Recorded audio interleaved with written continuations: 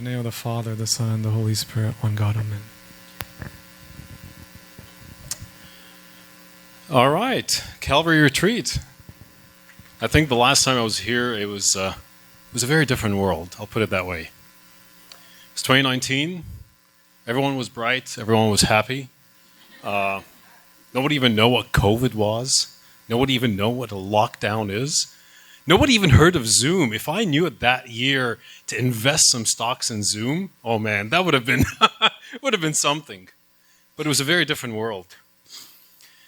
2019, it was a great year. We had great missions. Just everything was going great. And came 2020, and the world was very different.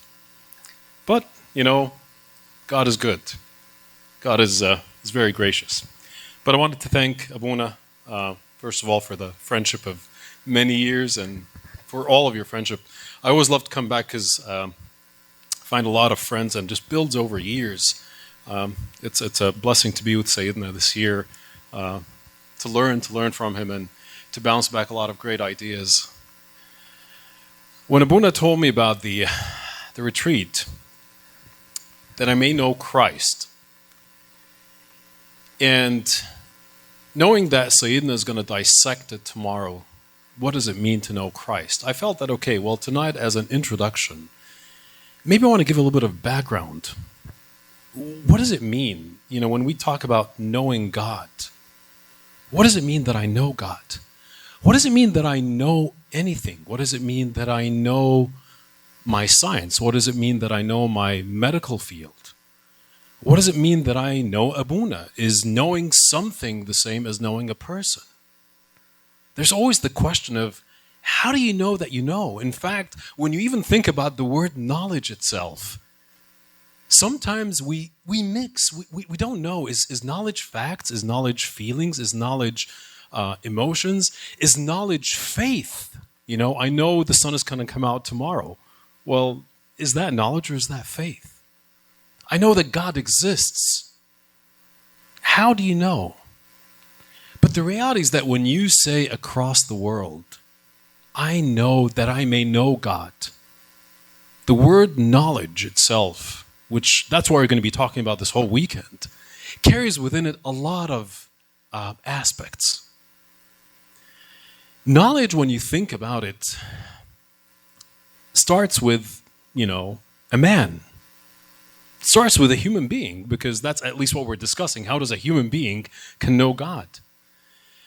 Usually when somebody's trying to know something, usually somebody starts by asking a question. And this is something that is fascinating. This is something that I've been studying now for almost about the last couple of years. Because you think about the search of divine, we're thinking about it right now within our group as, Coptic Orthodox Christians, but the search for the divine is far bigger than us.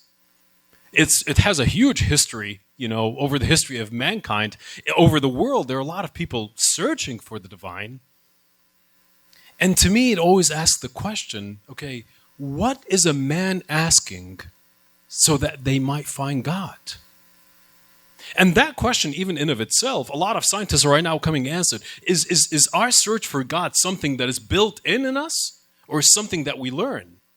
Is it because that we grew up in a culture where our parents taught us that God exists, so we learned to ask the question from God? But what if I grew up in a culture that doesn't know God? What if I grew up in a jungle? When I ask that question, does God exist? Is it something natural inside me, or something that I'm taught? But the fundamental thing that we're going to be having to go over is that with this, man asks the question and tries to find God. Man is searching to know. And even when you look at kind of, some of the fathers, even Augustine said about that, little did I know. I've been asking that question for so long, and you were out there. He came to that realization. So it's interesting when you look at Augustine, he was asking the question about God's existence, and he was not aware that he was looking for him. There was a search. But it's interesting when Abuna and I were talking about it, when we were introducing, Abuna said, George, but there's a distinction. Because here we can fall into the fallacy that we as human beings are asking the questions, trying to find God, and we find God, but then we found God that we've created on our own questions. Because with our own questions, we've created an answer, and we thought that answer was God. But the uniqueness about Christianity is that there is something actually very interesting. It's not just only I know God, but actually, as St. Paul said in 1 Corinthians 13, to be known. That's a very different level. That I may be known by God. So actually, in the terms of the mystics, they talk that the knower and the one known become one. It's a very different method of knowing. It's very different than scientific knowing. It's very different than scientific inquisition, even though both of them start with the fundamental question. I want to know something. And part of that knowledge, actually, as we look at the human beings, this is a gift. And even though, we would disagree with, let's say, evolutionary biologists, but even evolutionary biologists are saying that what's unique about man compared to all other animals is that man has a brain that asks a question about their own existence, and they want to know. It's a search for meaning. It's very unique about mankind.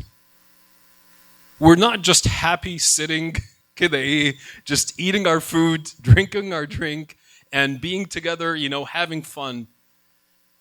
Sometimes it troubles us that we ask some really weird and fundamental questions, but that's what's unique about us. And maybe we disagree with evolutionary biologists who believe that this was just something that happened by hapstance. We think that God put in us that question. And that's what I love about a quote from Thomas Merton, who is a Cistercian monk who single-handedly probably introduced contemplative practice and contemplative prayer into the Western world in the last 60 to 70 years. He said, it is if in creating us, God asked a question, and in awakening us to contemplation, he answered the question, so that the contemplative is at the same time question and answer. So when we take a retreat like this and start to ask ourselves some questions of our existence, where God lies in that, God becomes the question we're asking, but also he becomes the answer, because God is the one who created it in us. So then this is what I was maybe fascinated within the last couple of months. If God is the answer, what is the question being asked? And I'm going to challenge each one of us tonight and in this retreat to maybe ask ourselves this question. If God is the answer, what is the question being asked? And it's interesting because when you find out that St. Paul was giving the epistle to the Philippians, the epistle for sure to the Corinthians, he was not talking to the Christians because the Christians were just about forming. He was talking to a much wider audience. And the one thing which we find really hard, and this is something whenever you study biblical studies, you start to find that it's very fascinating. The verses, because we've now got so accustomed to it, the shock factor that comes with a verse is sometimes lost on us because we've gotten so used to it. So one of the things they always teach us in biblical studies is to step back and look at that verse in its original context, because you realize the shock factor that St. Paul was trying to make. So when he was introducing this statement, that I may know Christ, his suffering, the fellowship of his suffering, to both the Jews and the Gentiles, went to the Gentiles and, talking to them about the unknown God. Well, clearly, that question, they didn't like it. In Corinthians, he talks about it. If we preach Christ crucified, he's a stumbling block to the Jews and foolishness to the Gentiles. For the Jews, it was scandalous. God on the cross, that was a scandal. For the Greco-Roman, it was ignorance, it was foolishness. Clearly, St. Paul's answer at that time did not match what the Jews and the Gentiles were asking. They were searching for God, because you got to think about it. The Jews were in the synagogue. What are they doing? They're searching for God, right? They're asking about God. The Gentiles had an altar for the unknown God. They were searching for God. But when St. Paul came with that, neither one of them, the God that actually St. Paul was presenting, was an answer that was satisfying any of those questions. So for one side it was a scandal, for the other side it was a stumbling block. And they rejected him. So then, in order to make the same argument, I want to bring St. Paul now 2,000 years to our modern day. And let's find our Jew and our Gentile, because they may be in the midst of us, the way that we think. And maybe the answer of God on the cross is not satisfying even our question, because we're asking the wrong question. It could be a stumbling block for us. It could be scandalous for us. We may reject it. So just like St. Paul 2,000 years ago was trying to present God on the cross, Jesus Christ on the cross, as an answer to a question, I want to challenge that in the same way in 2,000 years from that time to the modern day. And I would beg us to actually get us a little bit outside of our own enclosed minds, because I'll put it this way. If we're not really, I know that in, Holy Week and in Lent, we try to think of, Christ on the cross and myself. But he's far bigger than us. If we can't understand what is the question that the world is asking, trying to find God, in order to offer them Jesus Christ as a solution, we can't preach him. I'm going to say this again. If we can't understand what the question the world is asking in their search of God, we're not going to be able to present them Jesus Christ on the cross. That's what St. Paul did 2,000 years ago. Because when he presented that 2,000 years ago, it was a shock to them. Right now, when you present Jesus Christ, at least in the Western world, it's kind of an indifference. It's not a shock anymore. And maybe there is something wrong with how they're asking, but maybe there's something wrong in what we're presenting. So in order to give some introductory thoughts, for us for the weekend, and what to build on tomorrow with, Sayyidna and then the later talks, I want to do a little bit of a journey. If God is the answer, what is the question that is asked?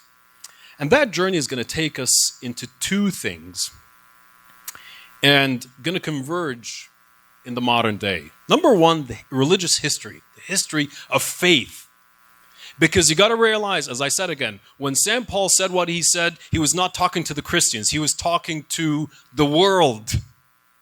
So we have to understand, who was he talking to? Why what he's talking was foolishness and scandalous for them. But then also, the religious mind, and I find this is kind of my new area of interest of study, is the religious mind. To then come to the modern day and be able to actually answer some questions for us now. So maybe today in this introductory talk, each one of us will learn together a little bit about ourselves, how we think of God. So number one, history of faith, history of, religion, faith in the divine. And this, by the way, is not just related to Christianity, because we have to realize that even though we believe that Christianity, through revelation, has the one true answer, we're not the only one that have been asking the question. Let's remember that. Because even St. Paul acknowledged this when he went to the Gentiles, went to the Greeks, and acknowledged, you have been looking, you've made an altar for the unknown God. And I hope as we go and talk around, we have that same spirit of St. Paul to tell people, you've been asking the question. Maybe the answer that I'll give you will shed some light on who Jesus Christ is. Why the history of religion? Well, first of all, we know from Hebrews that God spoke in times past to the fathers by the prophets, but he spoke to humanity. We know that. And he is still speaking, even though that we don't realize it in our own society. History of religion has been studied by so many disciplines: anthropology, sociology, archaeology. It's been very interesting how people look at faith and religion, because evolutionary psychology right now is trying to prove to us that faith was an adaptive mechanism that humanity would survive. Anthropology was kind of say that, when human societies started to get more than 150 to 100 people, faith was introduced as a way to control people. It's a little bit odd to understand that. But that's not actually the case. Because actually, when you look at even the archaeology studies, they realize that the belief in transcendence, the belief in the divine, the belief in the existence of a higher power, maybe before the revelation that came to Abraham, okay, humanity knew of God. They knew of something out there. They didn't have the full message, but they knew that something existed. In fact, when you look at one of the most ancient temples in humanity, this one existed in Turkey about 8,000 to 9,000 years ago. This predated any civilization, by the way. So if the argument that says that actually civilizations created religion to control people, this is false. Because faith came first before that.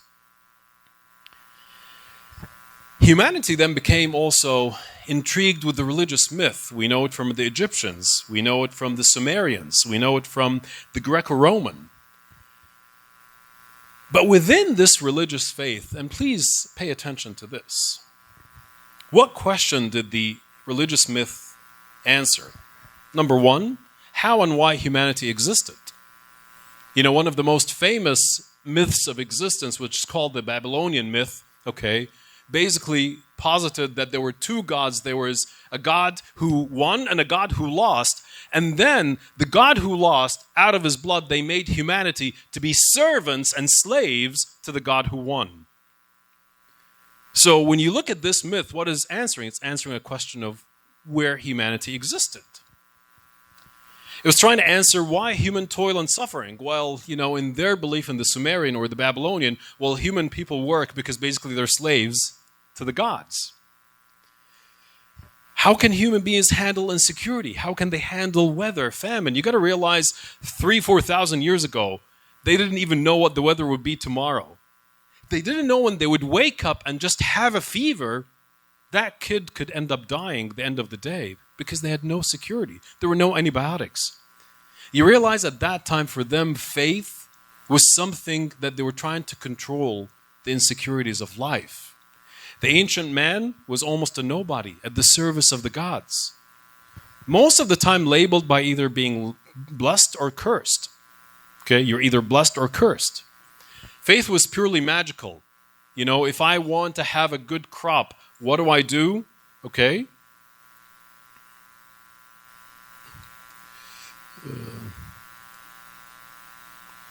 Faith was purely magical. So if I want to get a better crop, then I go and make a concoction and do a sacrifice so I can appease the god and so I can get a better crop. There was a deep sense of destiny and unavoidable fate.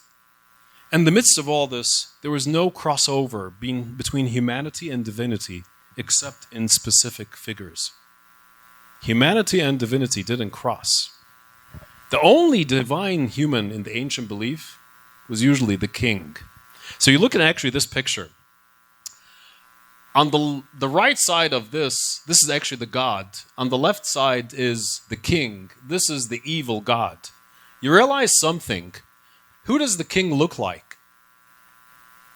He looks like the god, right? So the king is the god. In the Egyptian myth, the king the king was the son of God.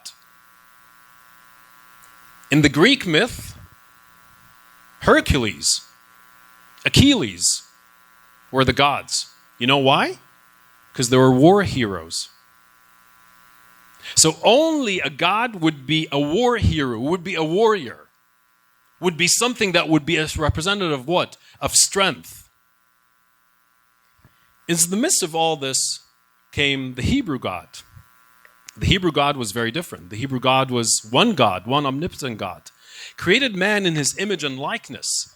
In contrast to all the other faiths, and this is one of the reasons why we believe in the biblical revelation was true, because all other ancient beliefs posited that man was a slave to the gods. The only faith in the ancient world that posited that man was created with glory in the image of God, and that's the regular person, not just the king, was the Hebrew faith. Created man for blessedness. Not only this, it was the first time ever in any tradition of faith that God was making promises. God was making a covenant. God was giving his word to humanity. That never existed in the past. Unheard of. However, in the midst of this, you remember what I asked about when we talked about that, how even in the midst of revelation, we as human beings sometimes can create the God on our own liking. So what happened at the time of St. Paul? Well, some of the Greeks, the Greco-Roman, didn't like what they saw in the Greek pantheon. They thought of it as like, you know what, it's too bloody. There was a lot of sex, there was a lot of war, there was a lot of blood, there was a lot of just immoral things, very immoral. They didn't like that. So came the god of the philosophers, Socrates, Plato.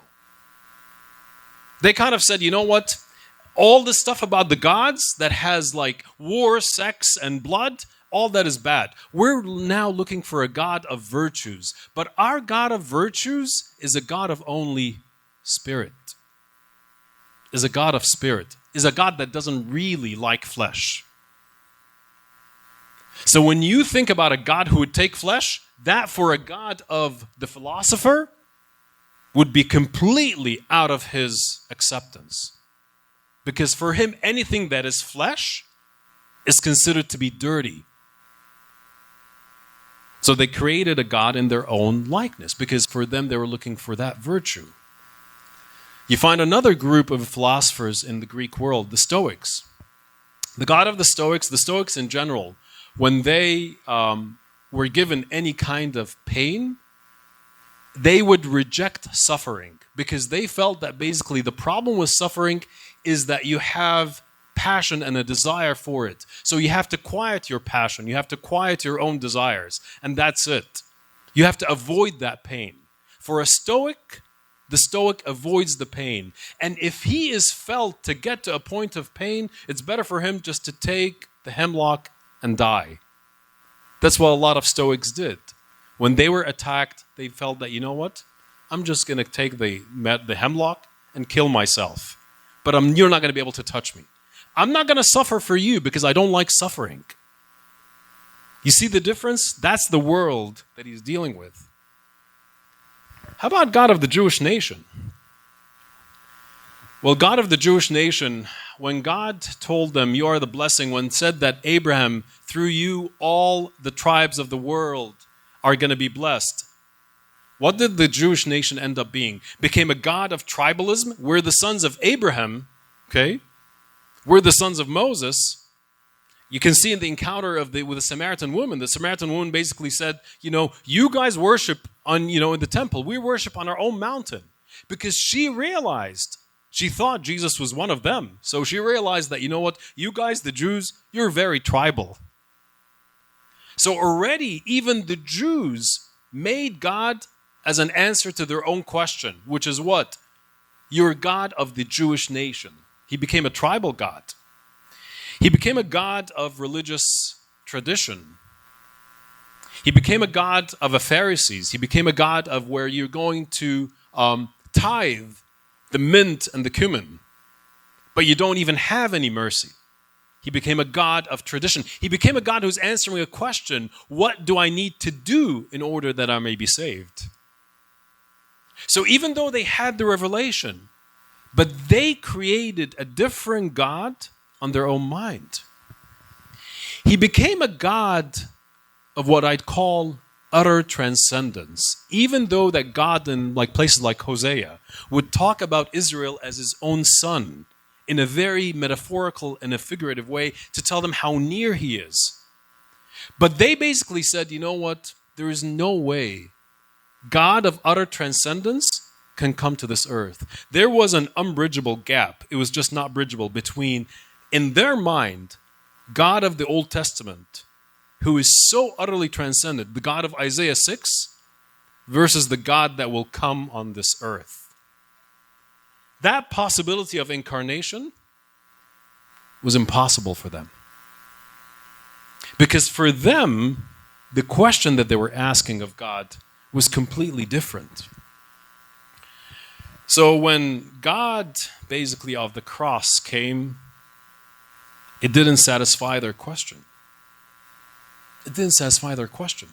And that's why in 1 Corinthians, it was for the Greeks was a foolishness, because for them, a divine human would be in the image of Hercules, not on a God on the cross. Okay?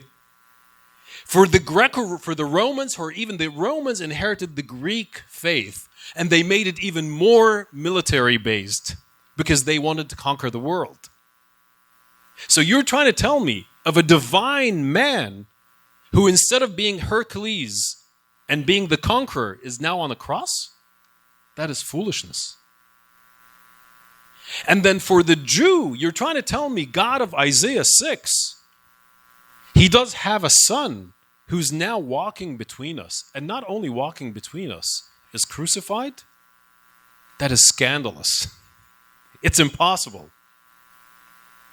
So even though they had the right minds, and for the Jews they had the right revelation, they came to the wrong conclusion. And I guess this really makes it really important for us. What are we asking? What question that we're asking that God is the answer to? So now let's go a little bit into the religious mind. And I find this very fascinating, because when you think of how you think of God, how do you think of God? How do you process God in your mind? It's amazing that actually there is a full field of study, if anyone is interested in knowing, called neurotheology. That's actually a very documented. This guy, Andrew Newberg, he's a professor of medicine in Thomas Jefferson University. And he's probably one of the founding fathers of neurotheology.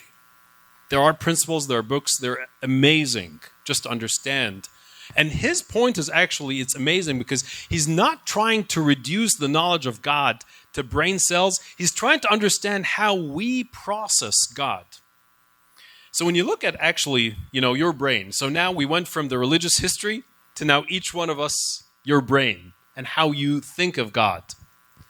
You've got, different lobes, but when he talks about how you know of God, he talks about that you use the functions that you use in everyday life. What do I mean by that?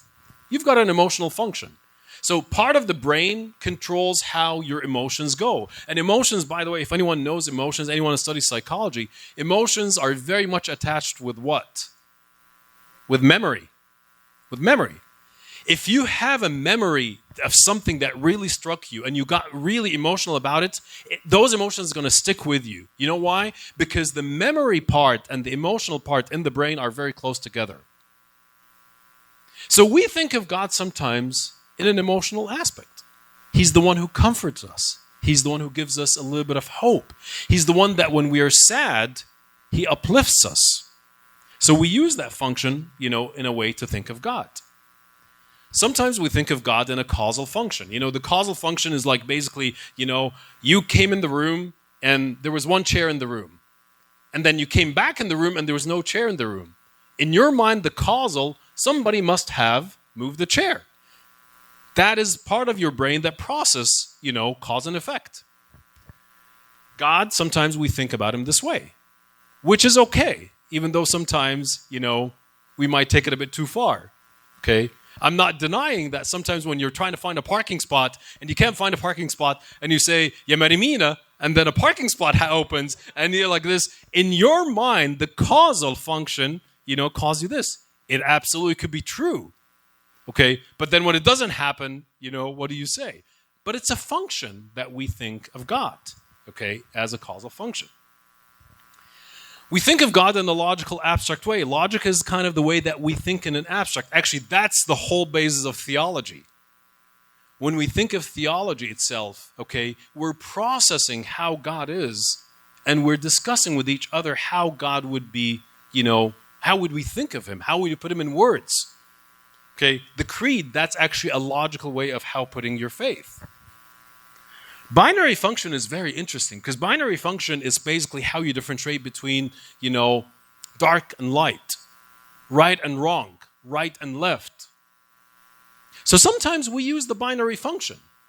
For us, binary function is like, okay, does life exist after death? It's yes or no. Is this right or wrong?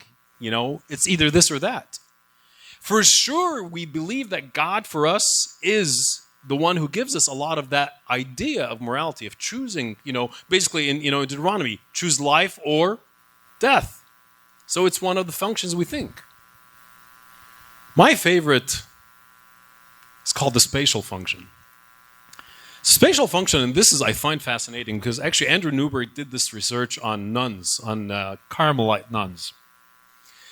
So the spatial function is a function of the temporoparietal lobe, which is basically your awareness of yourself with the surrounding. So when I'm looking at myself and feeling myself, I feel myself defined and isolated and separated from the surrounding. So then he realized in some of these nuns who are doing a lot of rosary prayer, which I would think of as almost like, our Kyrie eleison prayer. And they're getting very much into the prayer.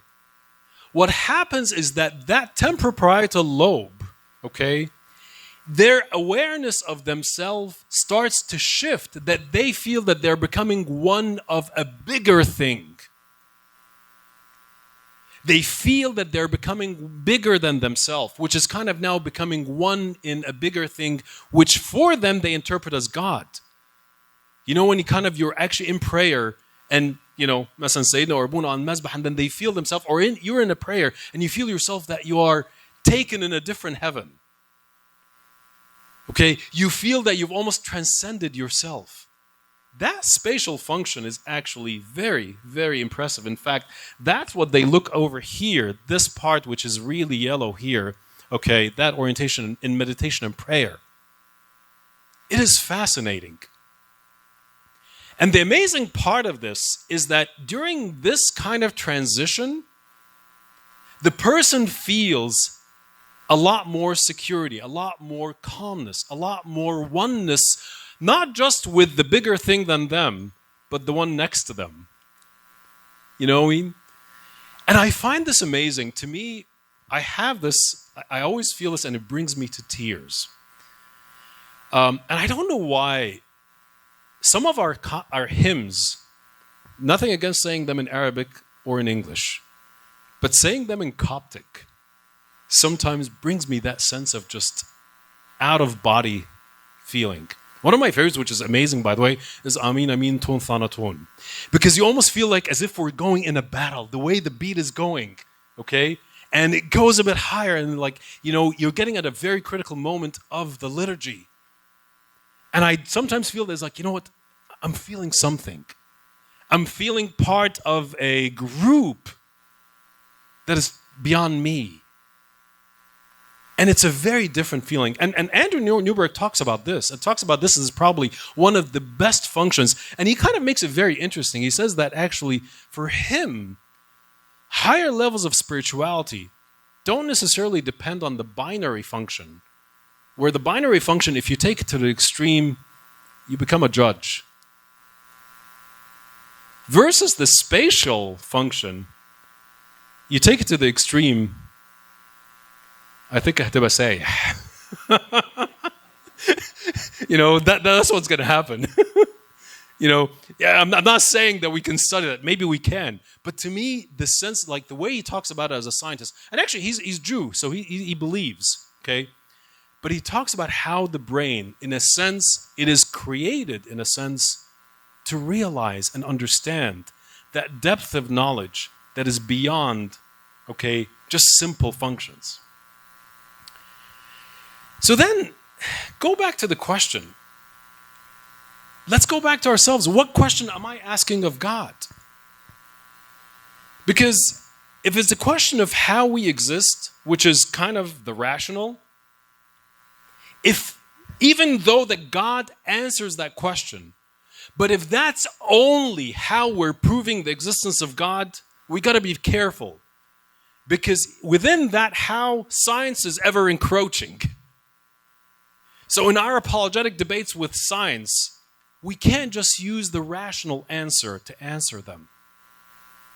If we're asking the question of how we exist, because science is answering a lot of that. If it's a question of what caused a particular, event, if we're just limiting God to that question, we've made God into a tool into our hand. With all my respect and my love to my fathers, when some of the fathers said that God caused the COVID pandemic, he might. But I would beware of us knowing God causing and limiting, because the problem when we limit him to that role, we have then answered the wrong question for the rest of the world. Let me say this again.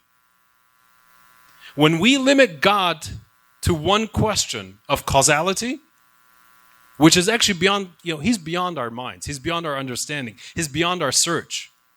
But when we do that, we might be asking the wrong question for the world and giving them the wrong answer. Do I believe that God is the cause of anything? Absolutely. But the way that he causes it and the way that he interferes in it is beyond our knowledge and our search.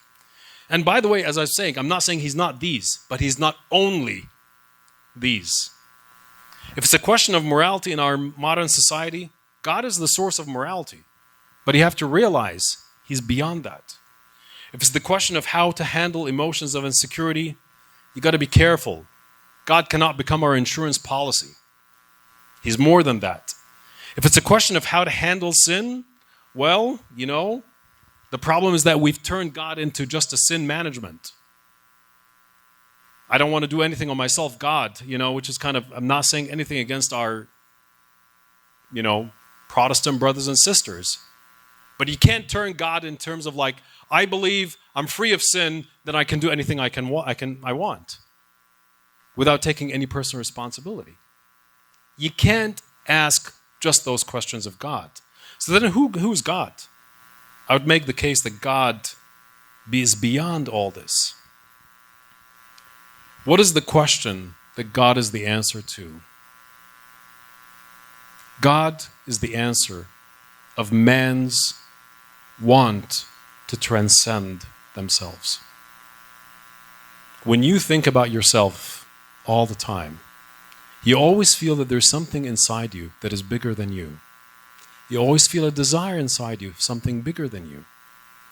You always feel something that is going to last beyond you. That sense of eternity that he's put in you.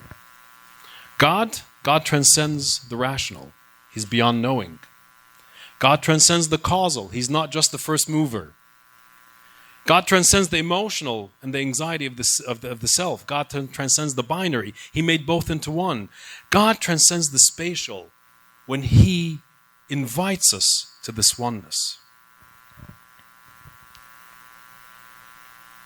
God is the answer to man's existence. Another guy that I've learned to read a lot of his writings, because what he experienced was unbelievable. Viktor Frankl was a Jewish psychologist who lived 3 years in Dachau under the Nazi rule. He lost his wife, he lost all his family. And yet when you read his writings from the concentration camp,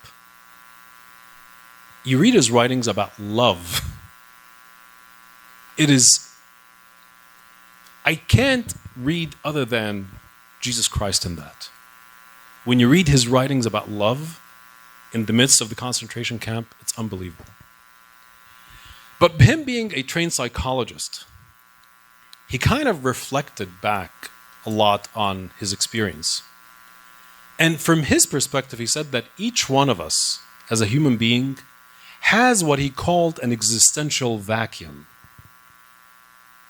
It's a vacuum. That's kind of the vacuum that actually St. Augustine talked about. It's a need, it's a desire, it's a want. It's basically trying to figure out what would satisfy you, what would make you happy, what would make you full. And for most of us, what's on this earth, what's inside us, is not going to be able to satisfy that. So then we are looking for something that transcends that. And it's amazing to me that actually psychology is now caught up with that. I just read a book written by a psychologist. It's called Transcend. And it talks about the need of humanity to transcend. It is unbelievable. That's what I'm telling you. Humanity is asking the right questions right now. And it's a prime time for us to talk the message of Christ. And I think it is because of a lot of studies and a lot of what people are saying. In fact, like when you look at most of psychology right now, that's what they're focusing on. They're asking the right question. You start to realize that God is the answer to this. So how does the divine human transcend existential vacuum? Because Jesus Christ becomes the answer to humanity that is seeking to transcend. Tomorrow I'll talk a little bit about deathbed experiences. But the reality is that what Viktor Frankl talked about is that almost every human being has that innate fear of death. But it's actually not death that they fear. They basically ask themselves the question on their deathbed, was my life worth it? Was my life worth it? Did I live a life that was worth it? And it's this existential fear that you're getting to the last point, you're almost done. And everything behind you, it was not worth it. You're not at peace. That's the anxiety. And what I find amazing about our Lord Jesus Christ, that he's an emphatic answer, yes, your life was worth it, because I gave my life for that. I gave my life for that. So as man's search in the religious history and in the religious mind, trying to find this, trying to find that meaning, trying to find what transcends, trying to almost get to the point of the deathbed. However, saying that, I would say, don't wait until your deathbed to discover your need for transcendence. Don't wait until your deathbed.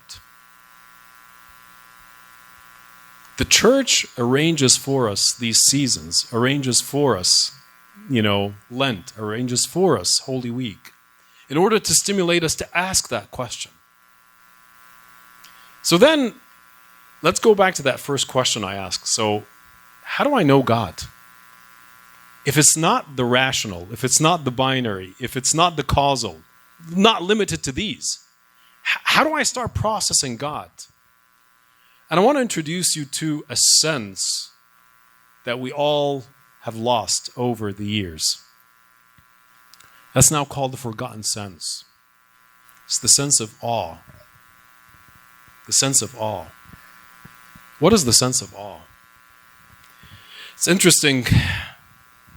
I'm telling you, when the Bible said that the children of this world are wiser, they're catching up.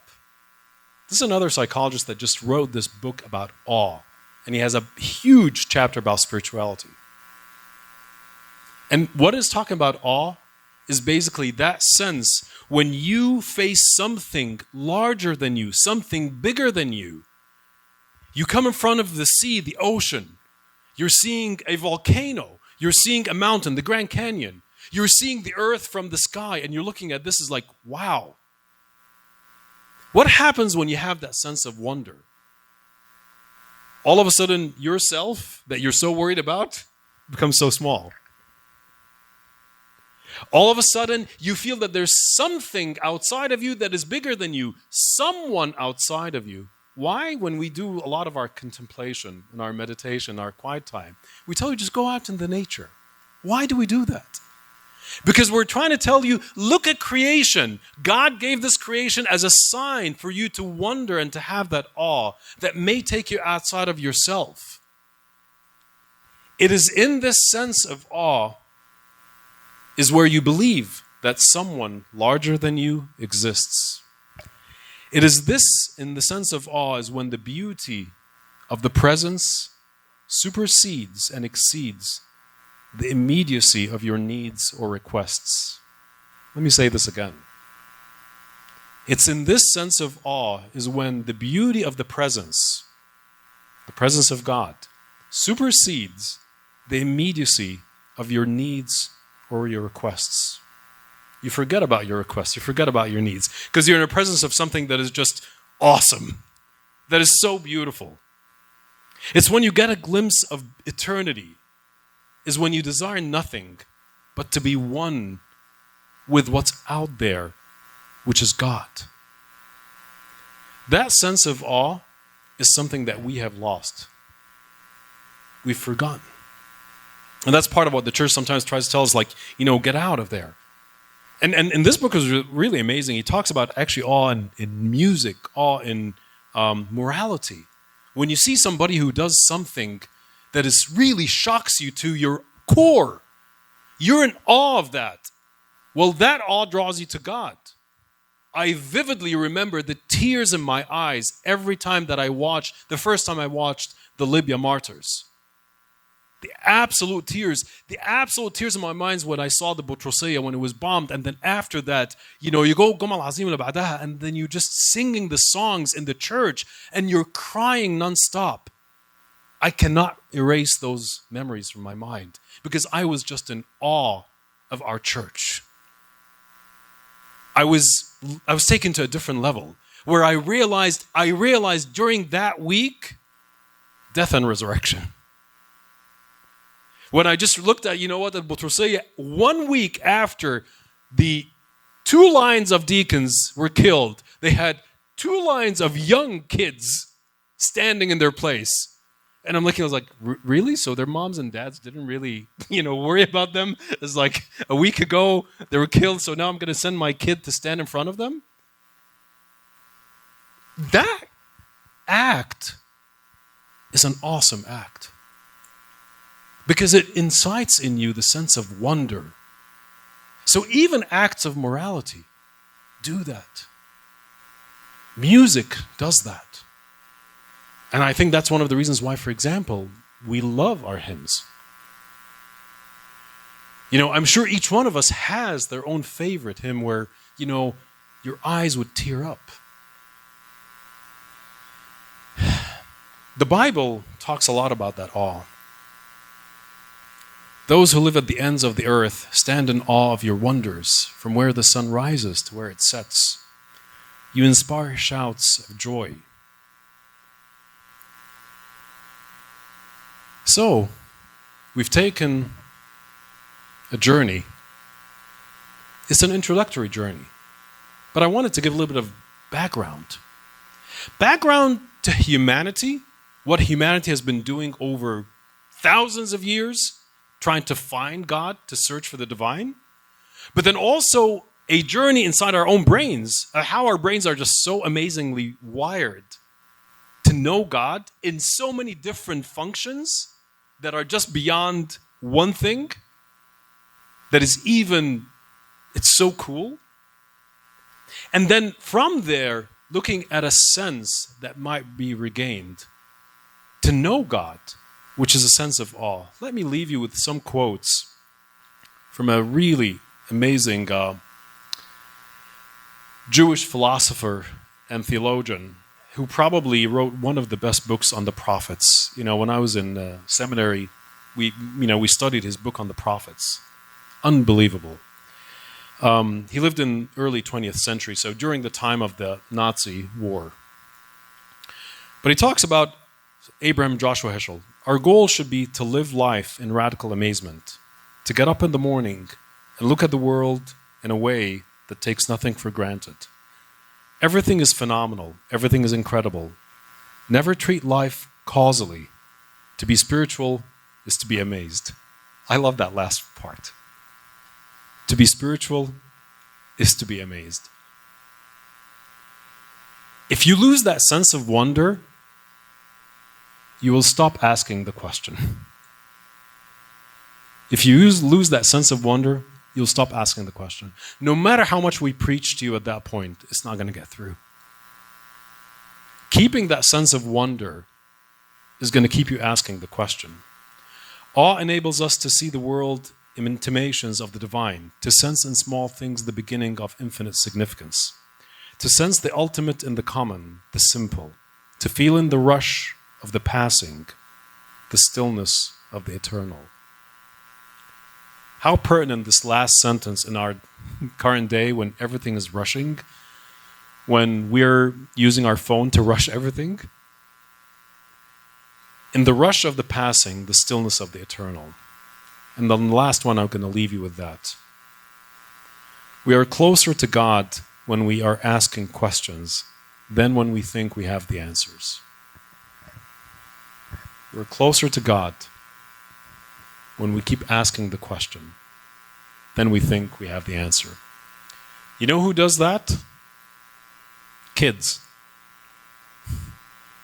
Kids keep asking questions. I miss those days. You know, my oldest right now is 22 in first year med school. And I miss the days when he was young and he was just had a very inquisitive mind. But to me, that was kind of the best thing because, you know what? That's what a child and a father does. Just keeps asking because he was trusting me. And he kept asking those questions. And if I look back at myself and God as my father, now I think I'm kind of older. I know it all. I know the answers. I've got my things figured out. I stopped asking him the questions. My sense of wonder is gone. So, my dear brothers and sisters, just remember those two things. What question is God the answer to for you? Try to go inside yourself and ask that question. And then look around you. What question is the world asking at this point? The world is hurting and asking that question. What question can God be the answer to? And not just God, God on the cross, because that's what Paul was preaching, and that's what we are preaching. Christ crucified on the cross. Thank you for your attention.